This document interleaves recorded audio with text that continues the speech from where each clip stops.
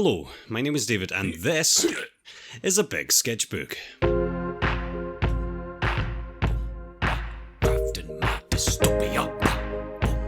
Model Citizen is the fifth short film in the Autodale animated series. The first thing I did after deciding to return to this series was make this sketchbook. Everything Autodale ever is in this book. My animated short films, my drawings, my sculptures, my paintings, and perhaps more interestingly, my progression from start to finish. This sketchbook is in chronological order. So it starts with my original Don't Feed the Freaks illustration that I drew back in 2016, and then moves on to my 6-piece matriarch canvas painting, and from those two then completely unrelated art projects, it moves on to the first short film in the series, Being Pretty, which combined and expanded upon them. Then No Monsters in late 2017, Children's Toys in mid-2018, and then finally Don't Feed the Freaks. From a single sketch of some random monster I designed to an illustration to now 5 animated short films, hundreds of drawings, a bunch of paintings and a couple clay sculptures. Compiling this sketchbook was the first thing I did when I decided to return to this series, and I can say that reading through everything I had ever written for the series over the past 3 and a bit years, and organising all of my old drawings, hundreds of drawings, all of my old notes, all my old sketchbook pages, everything related to Autodale, definitely helped familiarise myself with the universe again. And holy ham, am I ready to play around in this world some more.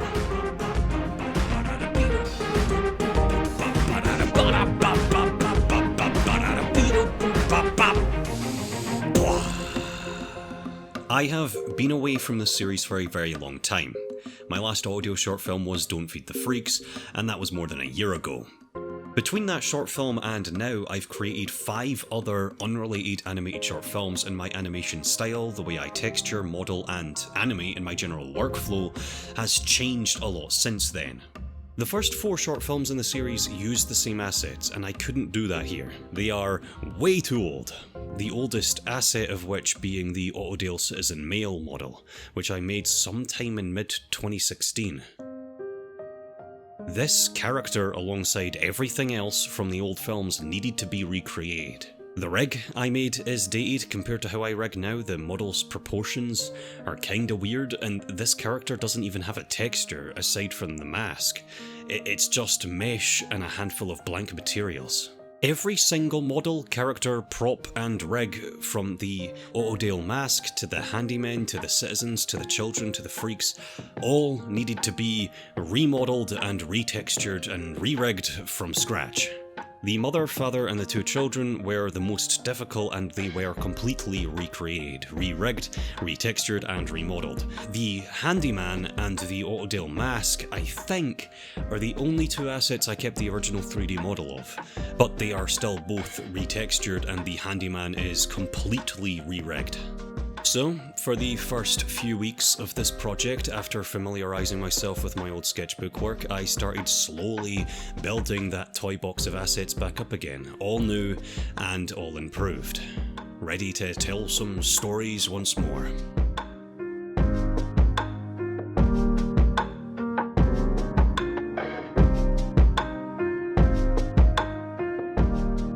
Model Citizen is the latest entry in the Autodale series. The story is based around a family, the Robinson family. The film is about the life cycle of what Autodale considers the model citizen. The Robinson family consists of a mother, a father, and a son. The mother is a housewife, the father is a working man, and they essentially live the lives of the American nuclear family. Over the course of the film, you see that they do live happy lives, living within the rules, completely brainwashed, and raising their son on the same propaganda that they grew up with themselves, and eventually, willingly marching to their graves, completely satisfied that they completed their goal. Their goal being to raise a son into an identical clone of themselves with the same brainwashed ideals and the same lack of individuality and the same goal. Autodale has an everlasting cycle, and its citizens are just cogs in that machine. When one cog gets too old and rusty, it needs to be replaced with a fresh cog that's identical to the last. This is what Autodale has always been. For Autodale is hardly automatic. You and your families are the gears that keep our engines turning and turning. And let us hope that this perfect cycle never ends. We have never seen Autodale from the parents' perspective. You'd be totally forgiven for believing that all the parents in Autodale are these personalityless, creepy looming gargoyles, because that's basically all I've ever shown. But the reason the parents come across as so intimidating is because all of these films, being pretty no monsters and children's toys, are told from the perspective of the children, who look up at these adults. I really wanted to clear up some misconceptions with this short film, having the parents be the main focus for the first time. The parents and the adults of Autodale are human beings. They are also very happy human beings. If they weren't, they'd be killed. The people of Autodale who live very happy lives. They live very short lives, but they aren't scared of their robotic overlords whatsoever. You have to remember that these children you've been seeing being brainwashed with propaganda, who look up at these authoritarian handymen as idols of peace and safety, grow up to be those parents. Exactly like those parents. And those parents were brainwashed just like their children were. The horror of Autodale to me is not that people live scared under some dystopian iron rule where everyone is oppressed or killed and everyone is scared of making some wrong move. It's that the people live with these rules and they are happy and unquestioning and delusional. They have complete faith in their system. Even the uglies, being completely screwed over, are totally loyal to Autodale's ways because of the excessive brainwashing and indoctrination process they go through. A model citizen is a providing father. A model citizen is a caring mother. All in service of a scrappy young boy or girl. A model child raised by a model family to become a model citizen of their own. They also live in what seems like the only functional town in a wasteland of nothing else. There is nothing in their world to compare their standards of living to. I've had a lot of people ask me to end this series on some kind of revolution. Have everyone rise up against the handymen and the matriarch, and that is never going to happen. Nearly no one in Autodale wants to revolt. Another thing people seem to have been surprised about was that the parents could take off their masks. They've always been able to take off their masks, like here and here. The masks are little more than a symbol of loyalty to Autodale itself. They're literally getting rid of their face, their personality, when they put that mask on. It's something they're proud of as a society. It's one of the reasons I chose Autodale to look and feel so much like an over-the-top version of 50s suburban nuclear family America, where being a functional member of your community and fitting in with your neighbourhood is so toxically important. But yes, the people can take off their masks. It's probably extremely taboo or embarrassing to take it off in public, but in private these people still need to eat and sleep and kiss. Autodale is a society run by machines, and its citizens idolise machine-like ideals. Everyone in Autodale idolise their lack of individualism. Everyone wants to be this functional, personalityless cog in a machine on an endless cycle. There's a reason the face of all of this propaganda is a handyman. Everyone in Autodale wants to be like a handyman. They all idolise being 100% functional, 100% pretty, and no one has a first name. Instead, the family has a name and the name is passed down to their children. Robinson Jr., now grown up with his own family, is now the new Mr. Robinson, completely replacing his father. Their names don't represent the individual, their names represent their gene pool.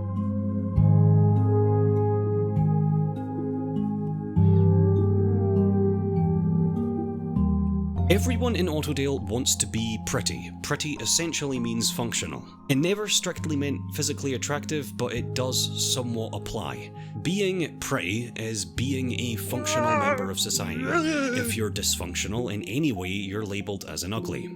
Dysfunctional from the viewpoint of a machine that just wants you to be compliant, be productive, reproduce, and replace yourself means that dysfunctional can mean anything from being disabled, being lazy, being gay, being anything that a robot would consider detrimental to the normal life cycle of an Autodale family.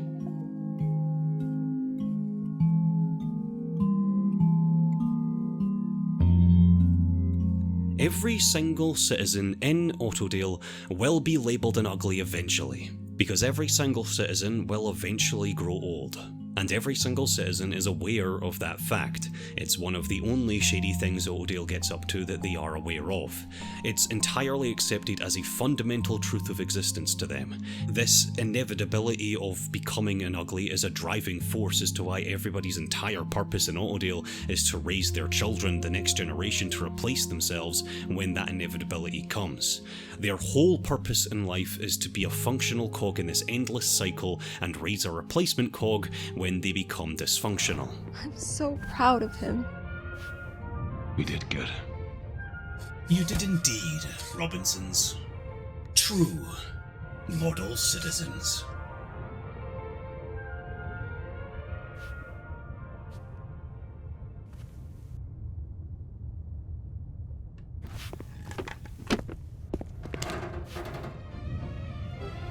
Thank you, Joe.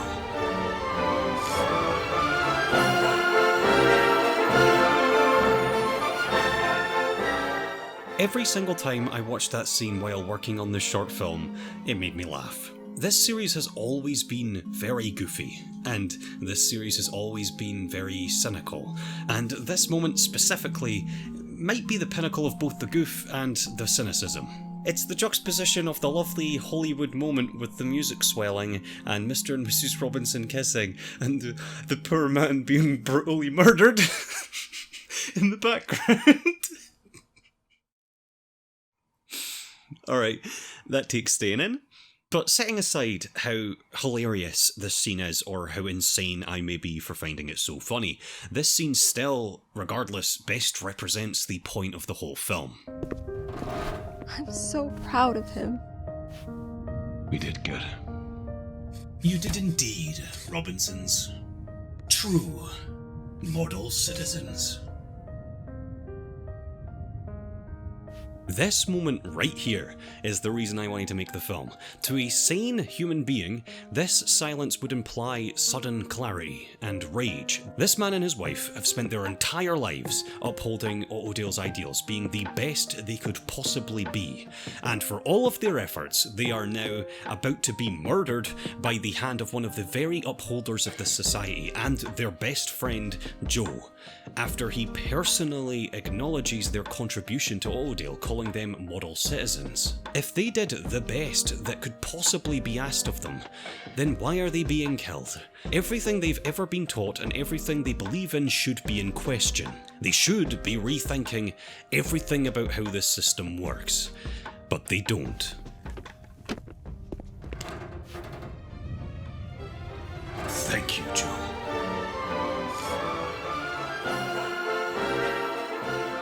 Instead, what the couple have heard is confirmation that they did good.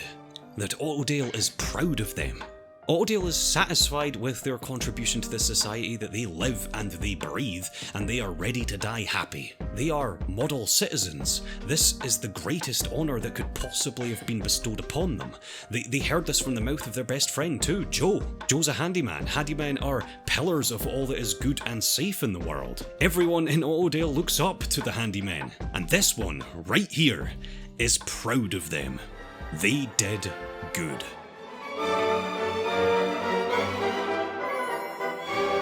Deepest apologies, Robinsons. But duty calls. I'm afraid Autodale is hardly automatic.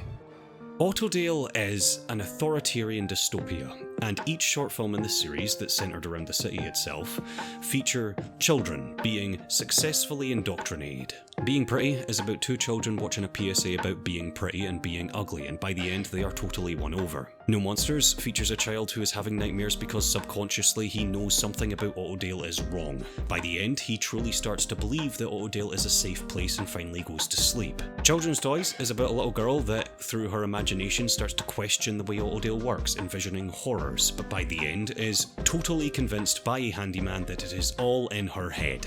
It's an arc all three of those short films go through, but not this one. This short film focuses on the time after that. It focuses on those children grown up. These parents don't have any doubts about the way Ottodale works anymore. This is their life. All of Ottodale's citizens uphold machine-like ideals because it's all they know. Most obviously a lack of individualism. But every single citizen, no matter how hard they try, are still individuals and they are still human beings. They are not cogs and they are not machines. Mr. and Mrs. Robinson are the perfect citizens, but Mr. and Mrs. Robinson are still in love, and Mr. and Mrs. Robinson are still scared when it's time to die, and Mr. and Mrs. Robinson still give their local handyman a nickname, Joe. They are Ottodale's model citizens, and they are as human as anybody else, which proves that their machine-idealizing beliefs, the code they'll march to their graves for, that they refuse to question, is completely flawed, and they are incapable of realizing that. I'm so proud of him. We did good. And by the way, that's not Joe. Joe is a personalityless propaganda bot indistinguishable from the next, except for one small detail. Joe happens to have a pair of scratches on his breastplate. This one does not. This is a random handyman that the couple have never met, and they did not notice. For Mr. and Mrs. Robinson to give their local handyman a nickname is very, very human, and it is to imply that that handyman is an individual, which Joe is not. Joe is a personalityless propaganda bot, indistinguishable from the next. Thank you, Joe. Evidently. Unlike the Robinsons.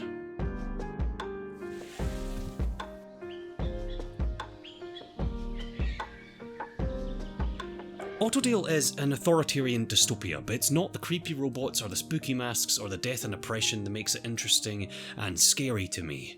It's the humanity. It's that. Thank you. If you'd like to read through this enormous Ottodale sketchbook, you've been looking at this whole video yourself, this whole sketchbook, every page, every drawing, every word, has just been uploaded to my Patreon page for download. Like I said, this features all of the short films from start to finish, every sculpture, every painting, everything. Please consider supporting me and giving it a read if you're interested. It was a pretty humbling experience, going through all of this stuff again. I've even added new, retrospective bits and pieces all over the sketchbook marked on small brown notes. These are all retrospective opinions on certain aspects of the films and the designs. My motivations of certain things, how I feel about all these things after so much time, random fun facts, and other information. Thank you so much for watching, everybody. This one took a long time to write and a long time to record. Special thanks to Ashley, Ryan Turpin, Knight of Trousers, Liz Lizzie Lizard, Chaka, Thomas Waderick, Rohan Kapoor, Elizabeth, Jordan, Connor Hewitt, Triskelios, Guardian of Energy, George Story, Victoria, Sam Melson, Viridian, Laird Ear, Ninja of Orthanc, Brooke Watson, and Cullen Kelly. Bye guys.